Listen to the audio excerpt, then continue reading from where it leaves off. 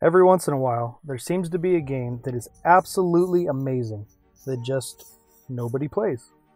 Whether it be due to releasing simultaneously with a more notable game, poor marketing, or some other reason, these gems somehow manage to just fly under everyone's radar. For me, one of the most notable examples of this is the Saboteur. And I would like to spend the rest of this video explaining to you exactly what you missed out on if you've never played this game. The Saboteur is described as a neo-noir, open-world, third-person action-adventure game that is set in Nazi-occupied Paris at the outset of World War II. It was released back in 2009 by EA, back when they published good games, and developed by Pandemic Studios, who you may know as the developers of the original Star Wars Battlefront games, as well as the Mercenary series. Although the game received a somewhat positive critical reception, averaging about 7.5 out of 10 with most reviewers, this was just one of those games that seems to have been lost to the annals of history. So I want to break down the details of this game, why I find it to be so amazing, and why I think that for most of you out there, it is the greatest game that you have probably never played. Okay, so I want to begin in the same place where Pandemic does, introducing you to the main character, Sean Devlin. Like many of the others, Sean is a seemingly one-dimensional character, in the early stages of the game at least, being a blunt, crass Irishman, kind of embodying many of the Irish stereotypes. Yet as the game progresses, and Sean's motivations and alliances are gradually revealed, he becomes a much more complex character. This formula is utilized for many of the supporting characters as well, insofar as being seemingly one-dimensional, and then revealing more complexities as the narrative progresses. But I'm going to get into that in a little more detail later in the video. The most impressive part of this game has got to be its world and its environment. As I said before, it is an open world game, and it does its best to recreate 1940s Paris. Although not a scale replica of the city, it is a semi-vast representation, trying to accurately emulate the architecture of the time, and it includes many famous landmarks that really give the city the feeling of actually being Paris. There's also countless NPCs that populate the world, being both civilians and also the occupying Nazi soldiers, as well as both civilian and military vehicles filling the roadways. Now, these NPCs can all be passively interacted with, such as, pulling people out of their cars, like GTA style, pissing off Nazis by kind of getting in their personal space, or bonking them on the head, or whatever you do, tickling their butt, and saving civilians who are being picked on by Nazis. The devs also effectively employ the use of music from the 40s, being diegetics, such as playing on the radio in cars. They also use the more typical non-diegetic, soundtrack type music during certain moments, such as when there's a Nazi alarm or something like that that's a little more serious. The combination of the diegetic period-accurate music, the vast and detailed city, and the interaction of the NPCs makes this version of Paris truly feel alive. The most notable aspect of the world in the game is the use of colorization of various areas. The Saboteur utilizes color in a very unique way, in that it uses it in order to convey the level of Nazi control over a given area. Like areas with little to no Nazi influence are all in full vibrant color, whereas other areas that are heavily controlled by Nazis have a neo-noir color to them, with everything being in black and white, with the exception of a very vibrant red. A lot like the Sin City type color palette. Aside from the city of Paris, there's also a lot of French countryside that the player is able to explore, and it's a welcome reprieve from the hustle and bustle of going through the middle of Paris itself. Oh, and I can't forget the most important part of the entire game, boobies!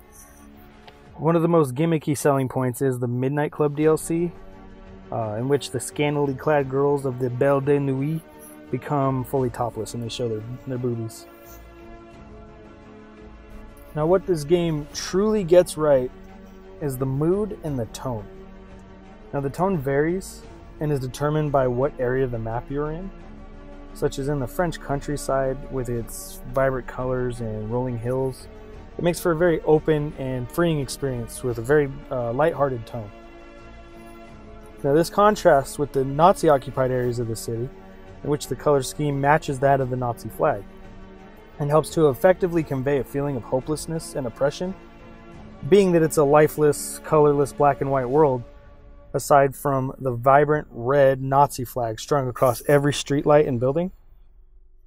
Now, aside from the environmental factors, there's also numerous tonal shifts in the narrative itself, the most significant of which happens in the game's prologue.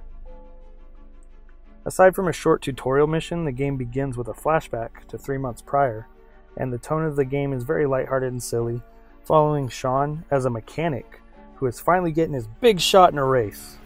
Even the antagonist is somewhat ridiculous, being some German asshole race car driver who cheats in order to win the race.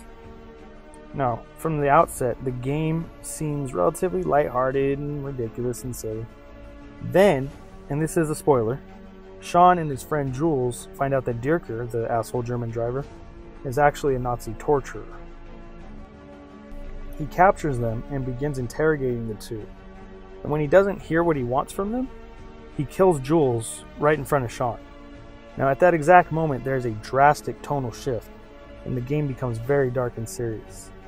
The mood is mirrored visually in that same moment by a change in the music and in the color palette, transitioning from color into that oppressive neo-noir Sin City look. Your choice is simple. You may choose to tell me exactly what I want to know, freely and without omission. In which case, you and your friend will return to France to live out the rest of your lives in peace. Sean. Or you may refuse. Are you there? I'm right beside you, Jules. In which case, neither of you will ever leave this room. Make your choice. Now.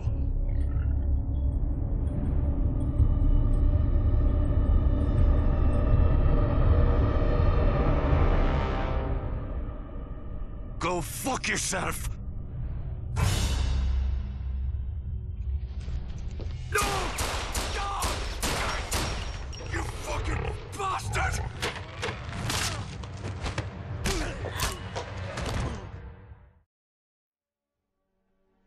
The contrast between the two tones is so quick and jarring that it really is quite impressive, and it has a lot of emotional weight. Surprising for an initially unserious game. Now, there's an interesting juxtaposition throughout the rest of the narrative between a dark, oppressive, and foreboding tone of a Nazi occupation and still a somewhat over-the-top, unrealistic nature of cartoon violence, including very cartoonish levels of blood and funny sound effects when you're shooting Nazis. It seems to me to have a deeper meaning by trying to trivialize violence against the Nazis while making sure violence against innocent people perpetrated by the Nazis is treated with the utmost seriousness. For the most part, unless you're running down civilians while you're driving. The ability to traverse the world of the Saboteur is a real treat, and Paris is genuinely fun to explore. Most of the time, traveling will be by car, and the majority of the generic cars that you get, especially in the beginning, are painfully slow. This makes the opportunity to drive a race car around so much more fun and exhilarating by comparison, especially for the first time. There is no fast travel option, but I view that as a good thing personally. Whether it's the countryside or the city, driving through France is an absolute visual treat, and the fact that you're forced to drive through specific areas constantly gives you the opportunity to be drawn into doing something else, like a side mission or a Freeplay target. Being that the world feels so alive, drives are rarely ever boring. Even traveling by foot is kept interesting through Sean's ability to scale buildings like a Assassin's Creed type game, and also traveling across the rooftops and using the telephone wire zip lines makes all of that travel very interesting, and there's a level of figuring out the best way to get from point A to point B, being that it's not all linear and in a direct line between 2 points. The story itself, though not overly complicated, is pretty effective for the most part. Sean's initial motivation comes from his loss he suffers of his friend Jules in the prologue, as well as his meeting with Luke, the head of the French resistance, who acts as Sean's introduction into the resistance and, honestly, the catalyst for the events of the story. Things quickly evolve from a simple revenge tale to a much larger commentary on the need for resistance against the occupation, as Sean transitions to the go-to guy for every resistance plot to thwart the Nazis. Sometimes the story seems to meander away a bit from the Dirker narrative, but it always seems to circle back around before too long. The Nazis are all portrayed as dicks, of course, understandably, constantly bullying citizens and committing atrocities, which helps to fuel and maintain the player's interest in being the Resistance's main saboteur. The Nazis being such dickheads throughout really helps with the player's motivation as to why they're doing all these things that they're doing. Despite not every mission being overly memorable, there are quite a few awesome set-piece moments throughout. And without spoiling the ending, I will say that the final mission is truly a beautiful way to end the game. When considering what is happening and where it's happening, as well as the accompanying somber piano music in the background, and the implications of what is going on around you, it's very, very dark, yet in a brilliantly understated way. And with the realization that it represents the culmination of all your efforts throughout the game, it is one of the best gaming endings that I have personally experienced. One of the strong points of the missions in the Saboteur is the sheer amount of mission variety.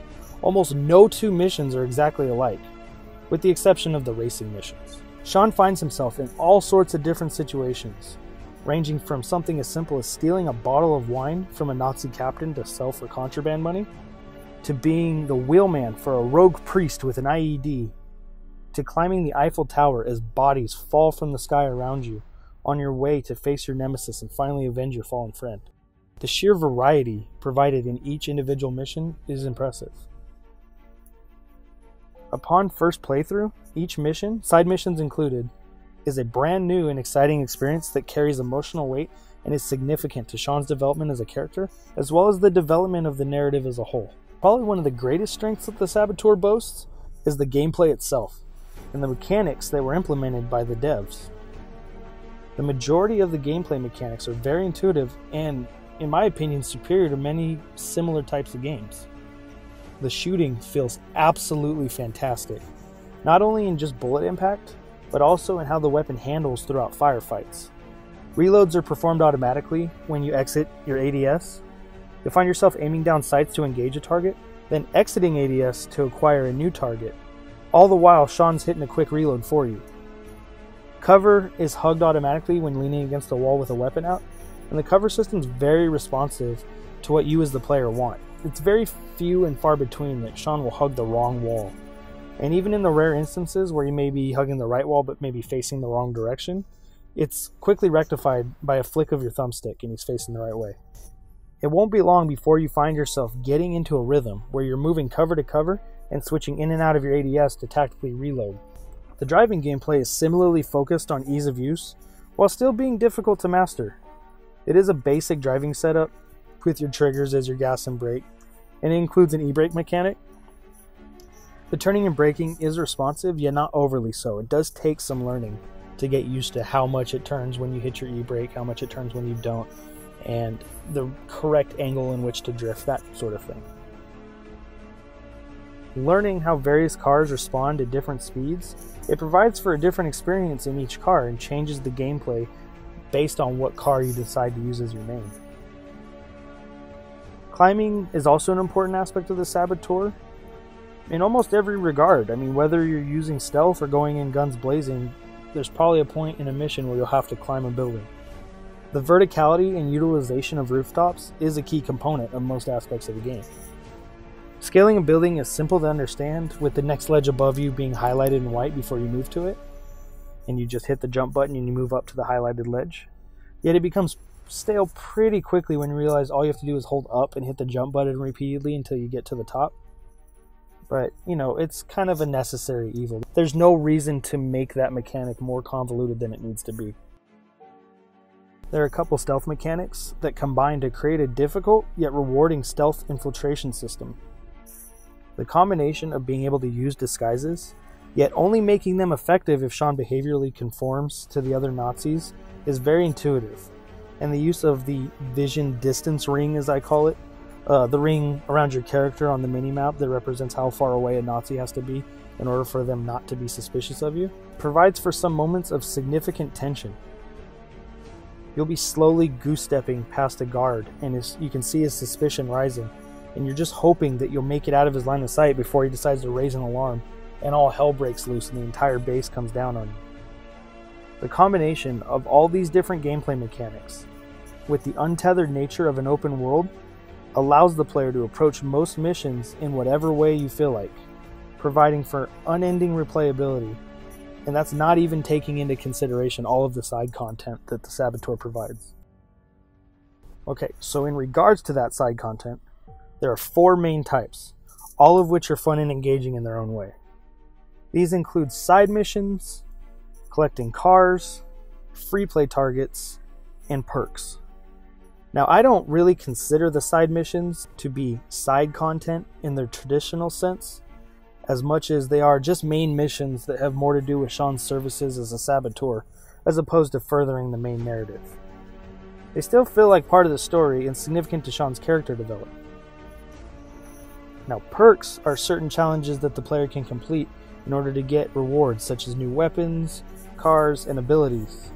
And these perks push you as the player to strive to complete them in order to get these rewards, because it'll make the game that much more fun and interesting with all these new toys to play around with. A lot of the weapons and abilities that are granted by unlocking perks drastically change how you approach missions. An example of this would be unlocking the Touch of Death ability, where basically instead of going up behind a dude and snapping his neck or anything like that, you just kind of stab him in the kidney or somewhere real low on his body and inconspicuous. This allows Sean to kill Nazis in full view of others without being detected, which obviously greatly increases your options during a stealth mission. It's sometimes a nice reprieve from constantly doing missions and worrying about the narrative to just go out in the middle of Nazi-controlled Paris and focus on completing perk challenges just for the fun of it. Car collecting is important for certain perks, as well as simply for having any of these old classic cars at your disposal. Collecting all of them is similar to a scavenger hunt, in which it's genuinely exciting when you're driving around Paris and you see a rare car you haven't collected yet on the road, and you gotta bust ass over there and pull the dude out of his car and take it and go bring it back to your garage, and now you have that car. It's a cool feeling. I have personally interrupted entire missions that I was in the middle of in order to get into a car that I didn't own and drive it back to one of my garages. It adds to the fun of driving around by not only having the beautiful environment in which to drive, but also having that scavenger hunt feeling of looking at every car you pass to see if it's one of those ones you don't have yet. Later in the game, it even becomes possible to collect tanks and APCs, and I don't think I need to describe how that makes the game more fun. It adds that chaotic aspect that just makes it awesome. Free play targets are actually very important to your progression through the game because they're going to be your main source of contraband, which is what is used as currency in order to buy ammo, weapons, and maps. Free play targets are one of the most fun distractions in the game because it is the most common way for you to truly embody the idea of being a saboteur. You get to travel around Paris, destroying Nazi installations, vehicles, armor, sniper nests. Like every other mission in the game, you can approach each of these free play targets however you feel like. Most of them are done through stealth typically to avoid getting caught, because it's a pain in the ass to get caught every time you blow up a sniper's nest. But like with every other mission in the game, there's always the option to take the direct approach by, lobbing grenades or taking over a flat gun and unleashing hell, or using a tank in order to destroy the targets. Like I said, as with all the other aspects of the game, replayability here is virtually endless. All of this side content not only makes the main game more enjoyable due to gaining better abilities and equipment and gaining more contraband money, but also it's a fun distraction from the main narrative in its own right. It rarely ever feels stale or overly repetitive. So, this was quite a wordy video, I know this. But to sum it all up, The Saboteur has an initially silly, yet surprisingly compelling narrative, a likable protagonist that the player can identify with, great antagonists between both Dierker and the Nazis as a whole, a beautiful environment that is a joy to simply exist in and observe, surprisingly strong gunplay and stealth mechanics, and a degree of choice that leads to a very high level of replayability for this type of game. In my humble opinion, and I mean humble, all of these factors come together to create one of the most underrated games of all time, my personal favorite game of all time, and most certainly the greatest game that you've probably never played.